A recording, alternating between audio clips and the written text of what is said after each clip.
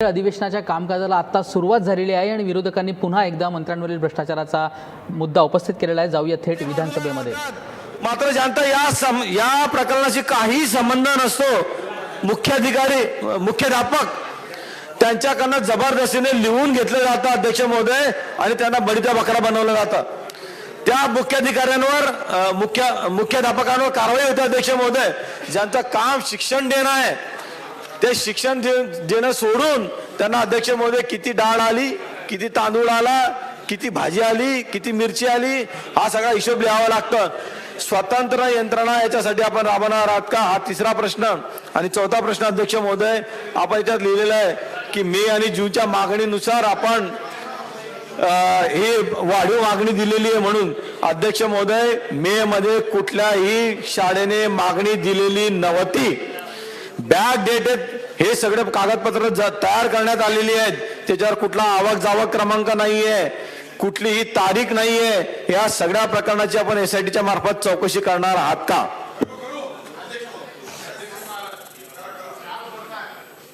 अध्यक्ष महाराज, सन्माननीय संजय सावकरे यांनी जो प्रश्न विचारलाय, सातत्याने जळगावमध्ये या सगळ्या शालेय पोषण आहाराच्या विषयात ज्या तक्रारी यायच्या त्यामुळे बीडीओ, बीईओ, अधीक्षक, केंद्र प्रमुख स्तरावर त्या जिल्हा परिषद सीओने एकाच वेळी या सगळ्या आलेल्या तक्रारींच्या विषयामध्ये लगेच तपासणी त्यातली केली।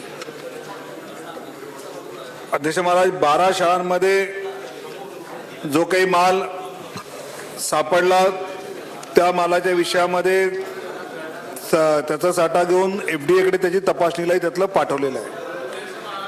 तिसरा यातलं उत्तर असं आहे की स्वाभाविकपणे अहो पाटील तुमचं नाव आहे, तुम्हाला देतो, पुन्हा पुन्हा आता हात वर करू नका आणि हे करू नका, देतो म्हणलं ना एकदा।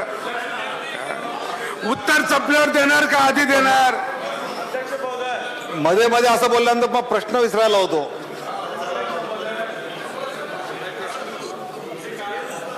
अध्यक्ष महाराज, शालेय पोषण आहार योजना सुरू झाल्यानंतर स्वाभाविकपणे त्या शाळेमध्ये विद्यार्थ्यांसाठी ही योजना राबवायला मुख्याध्यापक आणि शिक्षकांची मदत ही घ्यावीच लागते आणि त्यामुळे मुख्याध्यापकांना किंवा त्या शाळेतील शिक्षकांना त्या पद्धतीची नोंदणी करणं त्याला बंधनकारक करावं लागतं, जेणेकरून योग्य प्रकारे विद्यार्थ्यांना योग्य तो शालेय पोषण आहार मिळू शकतो।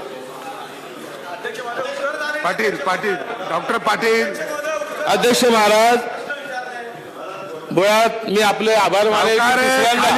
खाली बसा। अध्यक्ष महाराज, मी सतीश पाटलांना दिलंय, तुम्हाला दिलं नाही, त्यांना प्रश्न विचारू द्या। अध्यक्ष महाराज, प्रश्न विचारले। अध्यक्ष महाराज मला संरक्षण द्या। अध्यक्ष महाराज, ऑर्डर अशी आहे की सन्माननीय कुठल्याही बाजूच्या सदस्यांनी एखादा प्रश्न विचारला आणि त्या प्रश्नाचं उत्तर त्यांनी ज्या पद्धतीने प्रश्न विचारला त्याचं आलंच नाही। आता संजय सावकारे साहेबांनी जो प्रश्न विचारलेला आहे त्या प्रश्नाचं उत्तर आलंच नाही, त्याला त्यांचा न्यायच मिळत नाही तोपर्यंत तुम्ही पुढचं नाव पुन्हा संधी देतो, परंतु यांनी फार आग्रह केला त्यामुळे याला देतोय, त्याला पुन्हा संधी देतोय।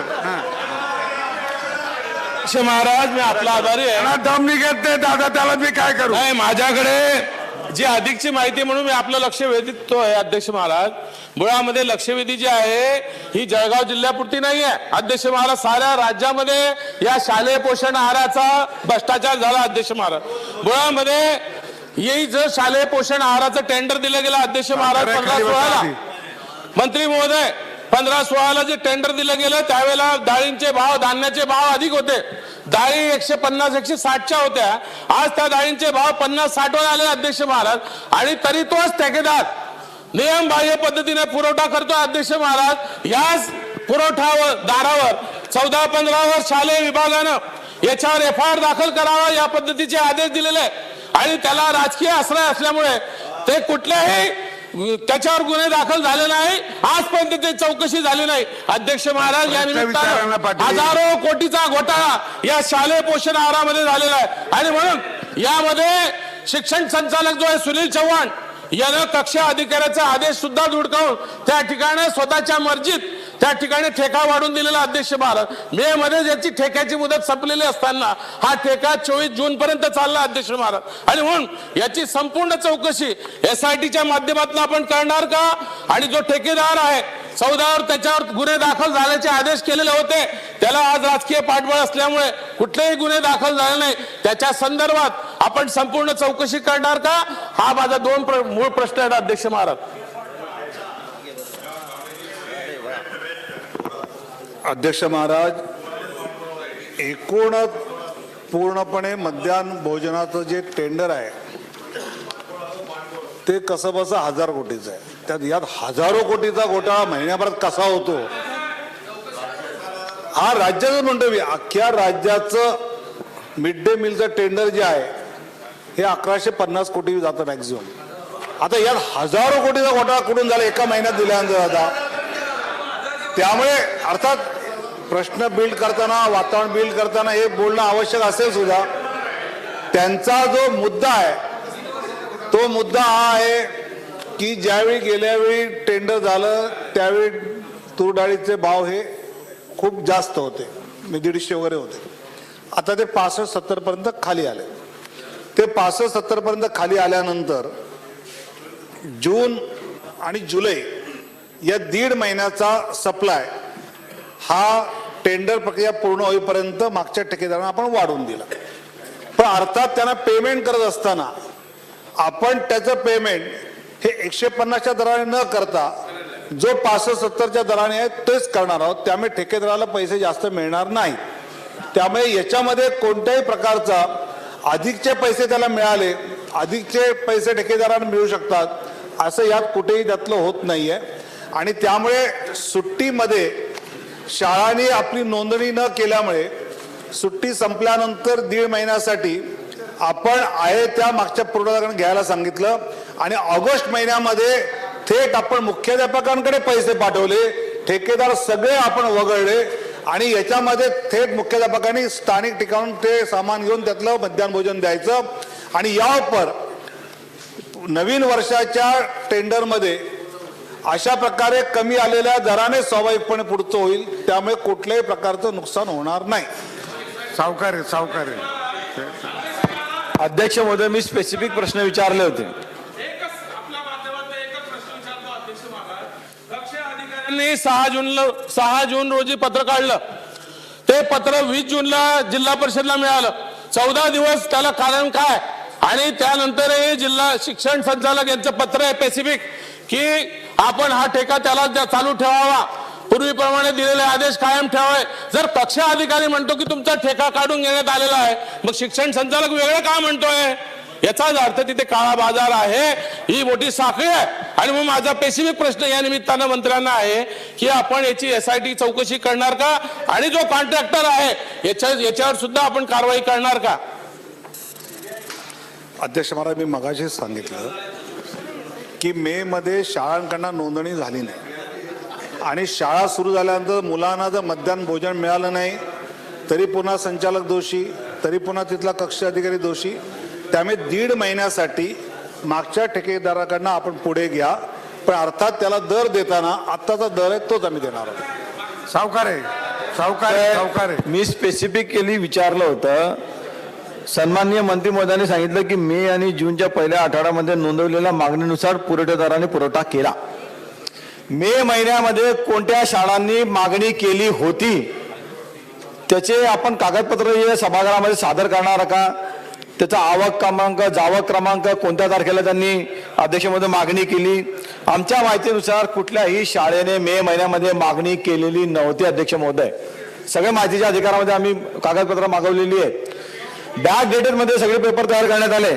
मी दुसरा स्पेसिफिक प्रश्न विचारला होता अध्यक्ष महोदय की 1.5 दिवसामध्ये 1597 शाळांची तपासणी या शाळे पोषण आहाराची 1.5 दिवसामध्ये करण्यात आली. अध्यक्ष, कोणती अशी इफेक्टिव्ह यंत्रणा मंत्री महोदय वापरली आपण की या 1.5 दिवसामध्ये या 1597 शाळांची तपासणी करण्यात आली? कोणती इफेक्टिव्ह यंत्रणा वापरली आपण? इतके या शालेय विभागाचे प्रश्न पेंडिंग पडलेले आहे. जरा जळगाव जिल्ह्याच्या अधिकाऱ्याकडनं आपण माहिती घ्या. ती इफेक्टिव्ह यंत्रणा या मंत्रालयामध्ये आपण वापरा अध्यक्ष महोदय. सगळ्या मंत्रालयाचे कामकाज सुरळीत होऊन जाईल. ती यंत्रणा आपण इथे इफेक्टिव्हली वापरणार का, माझा दुसरा प्रश्न होता. आणि तिसरा प्रश्न अध्यक्ष महोदय, अधिकाऱ्यांनी स्वतः पाहिलं ही जी डाळ पुरवण्यात आली त्याच्यात आड्या होत्या, या अधिकाऱ्यांनी स्वतः पाहिलं, स्वतःच्या डोळ्यांवर देखील अधिकाऱ्यांचा विश्वास नाही. आणि त्या अधिकाऱ्यांनी हे अध्यक्ष महोदय तपासणीसाठी वर पाठवलं, म्हणजे फक्त चाल ढकल करण्यात आली होती. अध्यक्ष महोदय, त्या अधिकाऱ्यांवर आपण गुन्हे दाखल करणार का? अध्यक्ष महाराज, मी मगाशी या प्रश्नांची उत्तर दिली की मे मध्ये कुठल्याही शाळांनी नोंदवलं नसल्यामुळे जूनमध्ये पुढच्या 1.5 महिन्यासाठी आहे त्यांच्याकडनं घेऊन द्यावं असा म्हणजे पत्रक निघालं. क्रमांक दोन सावकार आहे, खाली बसा. क्रमांक 2 मी मगाशी सांगितलं की शालेय पोषण आहाराच्या संबंधात तक्रारी आल्यानंतर BDO, BO, अधीक्षक, केंद्रप्रमुख स्तरावरच्या सगळी यंत्रणा जळगावच्या COने कामाला लावून या विषयातली तपासणी केली. यावर हे अधिकारी आणि जळगावमध्ये सगळे राजकीय लोकांचं एकत्र बैठक करून ती एफिशियन्सी कशी वाढवता येईल याचाही विचार करू.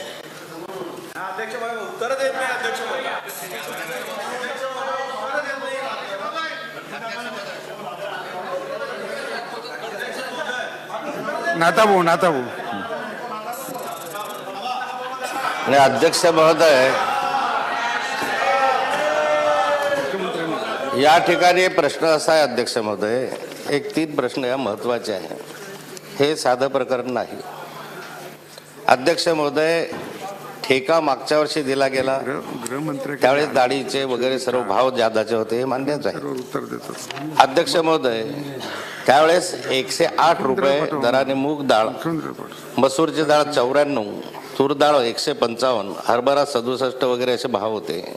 नंतर लगेचच 2 महिन्यानंतर भाव जे कमी झाले ते तूर डाळी, मूग डाळीचे 55 ते 60, तूर डाळ 45 ते 50 होलसेल, तूर डाळीचे 55 ते 60 अशा स्वरूपाचे भाव एकदम मटकी जसे 94 होते तसे 54 रुपयावर आली. अध्यक्ष महोदय, पहिला प्रश्न असा आहे की ज्यावेळेस इतक्या मोठ्या प्रमाणात एकदम 155 आपण दिले आणि बाजारामध्ये भाव 55 रुपयाचा आला, म्हणजे एका किलो मागे 100 रुपये आपण त्याला 10 महिने जास्तीचे दिले राज्यभरात. इथला विषय नाही, जळगावचा विषय नाही आहे, हा राज्यभराचा विषय आहे. आणि अध्यक्ष महोदय, त्या ठिकाणी प्रश्न असा निर्माण होतो की जर एवढ्या मोठ्या प्रमाणावर प्रत्येक भाव 100 रुपये प्रति किलोनं जर जास्त दिला तर मध्ये सरकारने हस्तक्षेप करून त्या टेंडरमध्ये बाजार भावाप्रमाणे खरेदी करावं असं त्याला सूचना करायला पाहिजे होती. टेंडर बदलवता येत असेल असं जर म्हणणं असेल तर मागच्या वर्षी अध्यक्ष महोदय यांनी 14 जानेवारी 2016 रोजी त्या ठिकाणी शालेय पोषण आहारामध्ये तूर डाळीच्या ऐवजी मसूर डाळ, मूग डाळ, चवडी, वाटाण्याची पाककृती बदलून द्यावी अशी विनंती केल्यानंतर तत्काळ ती मान्य केली होती.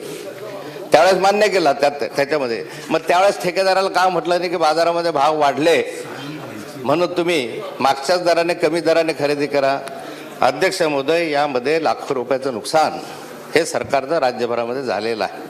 आणि दुसरा प्रश्न असा आहे अध्यक्ष महोदय की राज्य सरकारने निर्णय घेतला की बाजारामधले भाव कमी झालेले आहे, त्यामुळे यापुढे कमी दराने खरेदी केली पाहिजे, शासनाचं नुकसान होत आहे असं आपल्या राज्य सरकारने या ठिकाणी राज्य सरकारच्या शिक्षण संचालकांना प्रमोद पाटील कक्ष अधिकारी महाराष्ट्र शासनाने राज्य सरकारचा निर्णय कळवला की यापुढे अशा स्वरूपाची महागड्या दराने खरेदी करू नये, यामध्ये शासनाचं नुकसान होत आहे. त्यांनी म्हटलं आहे की मालाचे दर मोठ्या प्रमाणावर वाढलेले त्या काळात होते, मागील निविदा प्रक्रिया राबवताना ते दर योग्य होते. आपण बघतोय एकनाथ खडसे यांनी देखील आता शालेय पोषण आहार खरेदी घोटाळ्यावरून सरकारलाच घरचा आहेर दिलेला आहे. लाखो रुपयांचं नुकसान सरकारने का करून घेतलं, बाजारभावापेक्षा जास्त दराने अन्नधान्याची खरेदी का केली, हा विरोधकांनी प्रश्न तर उपस्थित केला. पण आता एकनाथ खडसेंनी देखील सरकारची कोंडी केली आहे आणि सर्वप्रथम शालेय पोषण आहार खरेदीतला घोटाळा महाराष्ट्र वनने उघड केला होता. आणि आता विरोधकांनी आणि सत्ताधारी पक्षातल्या आमदारांनी देखील हाच मुद्दा सभागृहापुढे उपस्थित केलेला आहे.